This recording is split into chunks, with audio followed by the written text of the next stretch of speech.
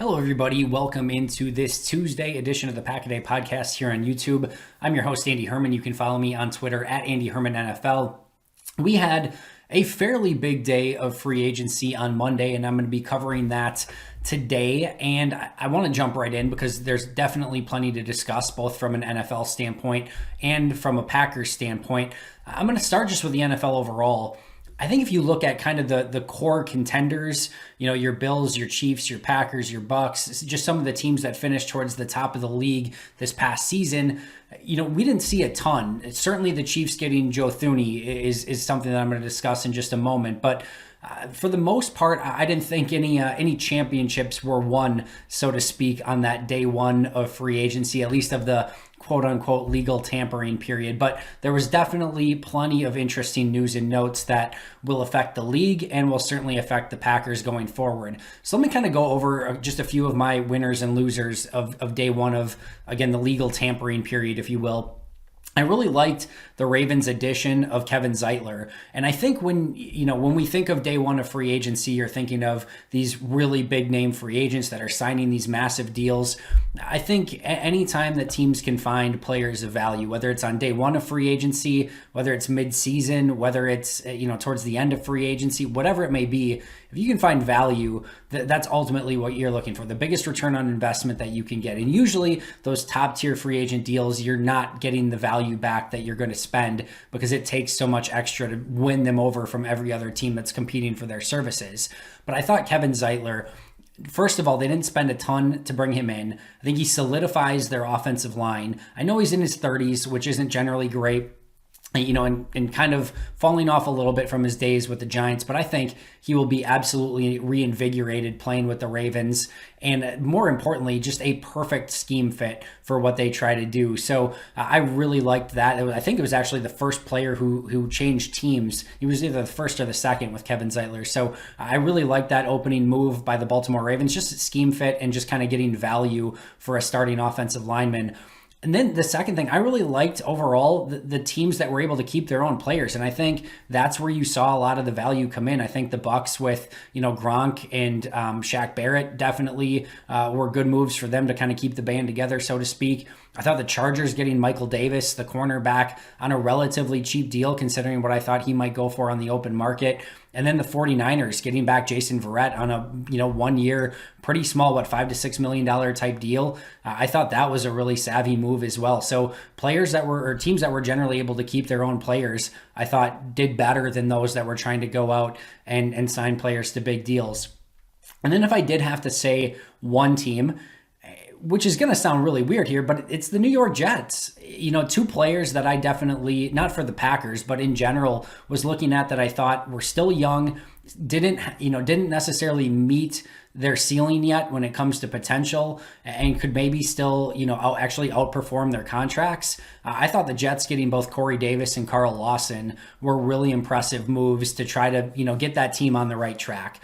And we know that the Jets aren't going to go out and compete this season for a Super Bowl or anything like that, but you're trying to open a window 2 to 3 years from now, and hopefully that you get a quarterback with the second pick that can help you start opening that. And I think these are two good moves that, as you get to that point where maybe the window's open 2 years from now, hopefully both Carl Lawson and Corey Davis are performing at a very high level and maybe even outperforming the contract that they signed today. So I thought Lawson and Davis were two good pickups by the Jets. And even though they probably slightly overspent, I thought those were good free agents to quote unquote overspend on. So those were some of my winners. A couple of moves that I understood, Joe Thuney to the Chiefs. You will never hear me complain when you have a top tier quarterback and you surround him with good offensive linemen. And I think Thuney was a little bit of an overpay. And I think if you look at the Chiefs, you probably would prefer better tackles. But listen, you're getting one of the best interior offensive linemen in football in Joe Thuney, and giving Patrick Mahomes the protection that he needs. We all saw what happened in the Super Bowl. Patrick Mahomes was running for his life, not having a player like Joe Thuney in there. And, they just need to do everything in their power to solidify that offensive line, because it doesn't matter if you have Mahomes and Tyreek Hill and Travis Kelce. If you get the ball and there's a defensive lineman sitting in your lap, not much else matters, right? So I thought this was a really massive pickup for the Chiefs and something that's going to really help solidify that line and make, Patrick Mahomes and Ty Hill and, Travis Kelce, and Clyde Edwards-Helaire, all of them better, because he's on the team. So I thought it was a little bit of an overpay, but I certainly don't mind that move. And then even Yannick Ngakoue for the Raiders.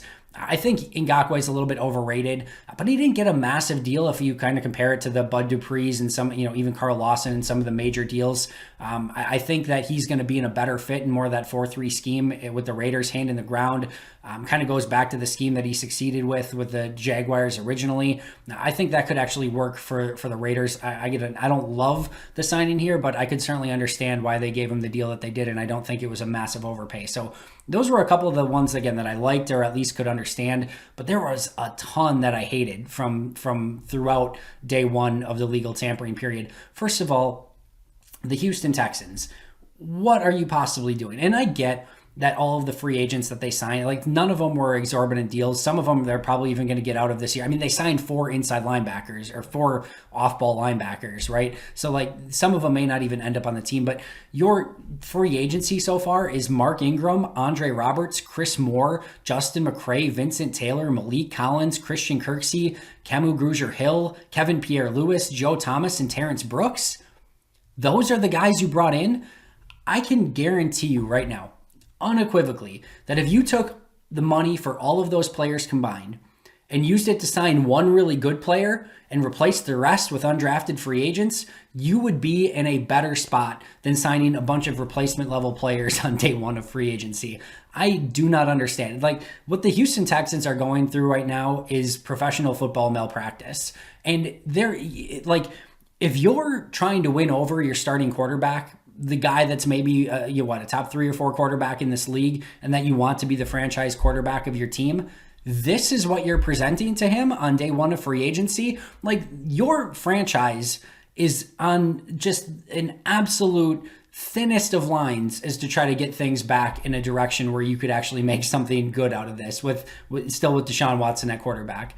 Doing this on day one, and I know this is kind of like the Patriots way, but this is an absolutely abysmal franchise right now. And I feel sorry for Texans fans. If there's any of you listening, I'm so sorry. From DeAndre Hopkins and JJ Watt and Deshaun Watson to potentially none of them and a bunch of no-name free agents on day one. Just a nightmare going on in Houston right now. I also didn't love what the Patriots did, to be honest. Some of these individual moves, Jonnu Smith, I actually don't mind the Nelson Aguilar, the Henry Anderson, even Devon Godchaux at that deal wasn't bad.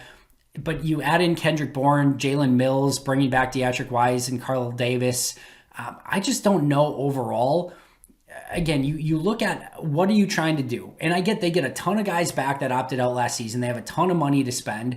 But I think adding a bunch of low to mid-tier free agents to this team, along with Cam Newton, no great wide receiver core, I don't know. I just don't see it. I don't see them getting close to the Bills with these type of free agent moves. They lose Joe Thuney on the same day. I mean, personally, I would take back Joe Thuney and try to go in a couple different directions. Jonnu Smith, I'm okay with, but I don't know. I just thought it was an overspend for what amounts to maybe going, 9-7?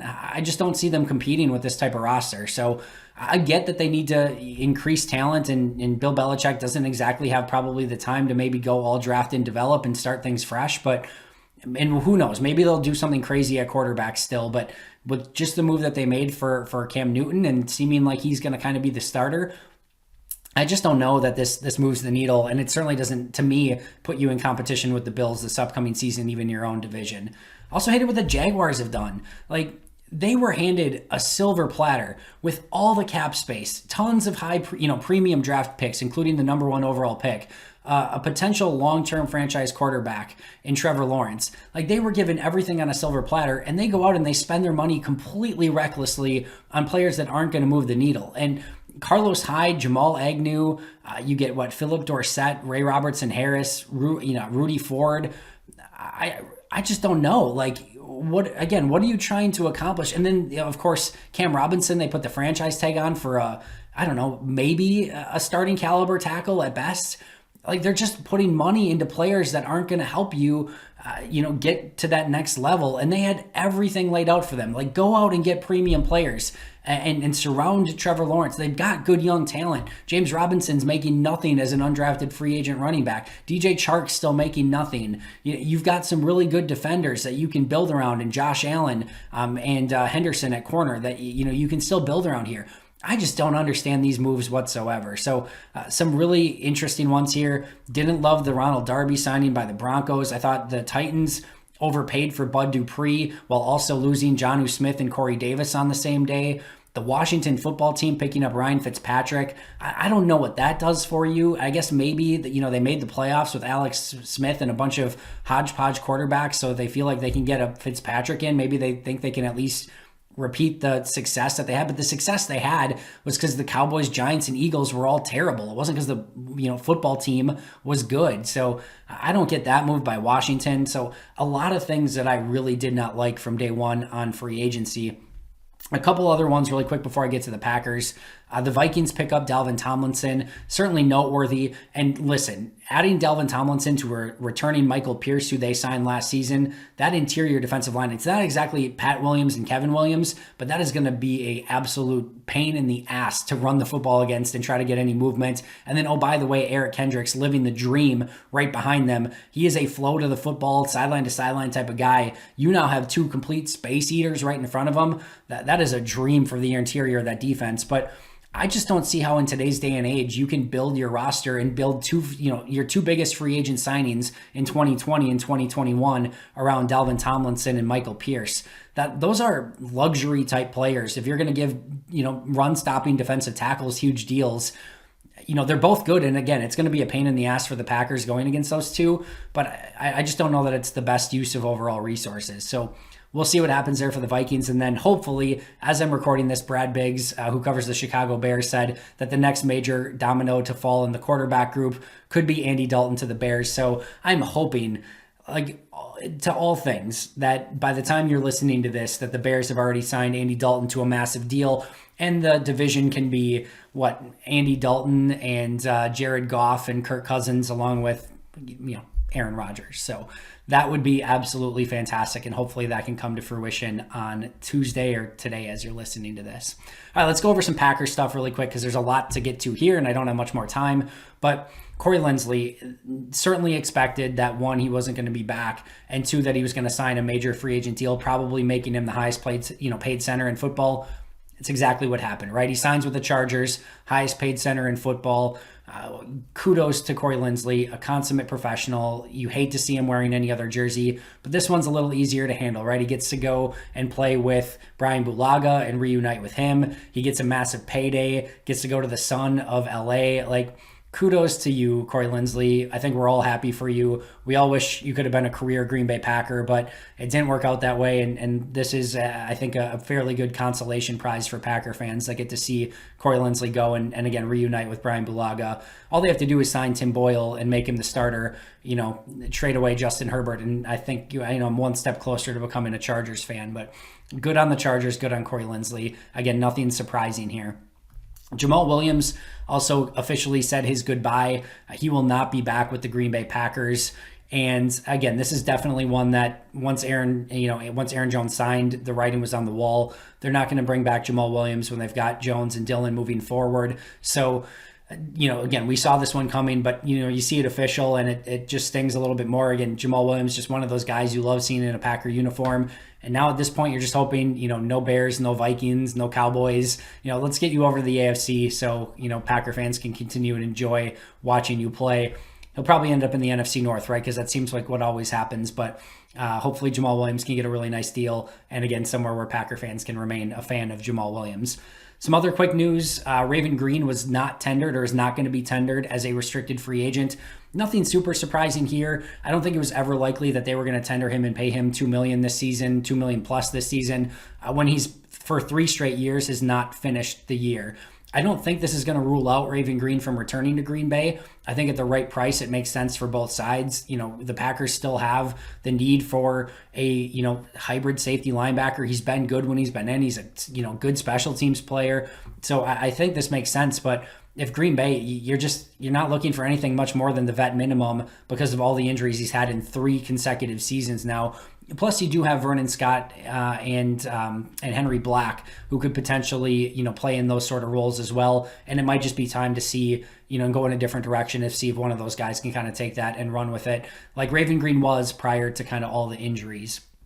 Also, all the exclusive rights free agents were tendered except for Allen Lazard, which, again, will be the easiest decision of the entire offseason because these are all minimum deals. But Yash Nijman, Malik Taylor, and Randy Ramsey were all tendered. And, again, Allen Lazard will be a formality. And my guess is if it hasn't happened by the time you're listening to this, we should get news pretty early on Tuesday or Wednesday that this is going to be completed as well. So that should take care of itself. And then per Bill Huber, no decision has been made yet on Chandon Sullivan. That's going to be another interesting one. Do you want to pay him $2 million? Do you want to let him test the open market, see if you can get him back for under $2 million? I think they get him back at $2 million, but maybe if they can agree to a corner prior to that, maybe they don't bring him back. But that's definitely going to be one to keep an eye on Tuesday and Wednesday to see if they actually put a tender on him or if they let him walk potentially for nothing, or maybe they get a deal done ahead of time that is actually less than the restricted free agent tender. That's always a possibility as well.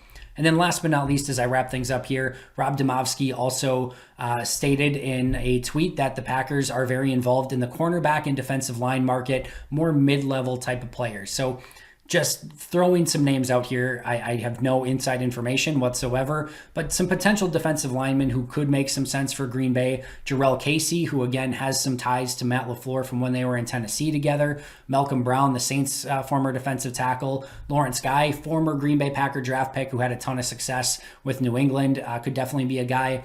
Tyson Alualu, who basically was kind of a first-round draft bust, was kind of a journeyman, and then the last few seasons in Pittsburgh has really found himself. I want to say he's like 33, 34 years old, but these last 3 years, he has been a really impressive defensive lineman right next to Cam Hayward and Stephon Tuitt, of course, TJ Watt and Bud Dupree as well, but he's really found himself. Would be an interesting signing for Green Bay. And then kind of the opposite, Larry Ogunjobi, the Cleveland Brown, really came in as a rookie and looked really good. The last 3 seasons has kind of declined, but has a ton of potential, and maybe Green Bay takes a flyer and tries to see if he can't regain that rookie potential and what I think he was a second round pick that he is displayed on tape but not consistently. So those are some defensive lineman names. At corner, you could see Justin Coleman and Mike Hilton, maybe as slot guys. We've talked about Troy Hill already. Could be an inside or outside guy coming again from that Rams defense with Joe Barry. Xavier Rhodes, the connection with Jerry Gray there. Ahkello Witherspoon, interesting, bigger, taller, outside corner, kind of in that Kevin King mold. I know you already hate it just from me saying that, but kind of struggled his first few seasons. He was kind of a project coming into San Francisco. His last handful of games in San Fran, he played fantastic and peaked right at the end. And there's just enough there to say maybe there's something there that you can kind of win with Ahkello Witherspoon. So that's potentially one. Sidney Jones I've talked about already. Desmond King, Casey Hayward, Desmond Trufant. Those could all be some potential names that Green Bay could look at in that second tier type free agent market. So we will see. Should be a very interesting Tuesday. I'll be right back here tomorrow to cover everything that happened on Tuesday. Maybe Green Bay grabbed a big free agent. Make sure to subscribe if you haven't already. Make sure to check out Jake and Ross on today's audio version of the podcast. But until next time, and as always, go Pack Go, and let's make Andy Dalton the Chicago Bear.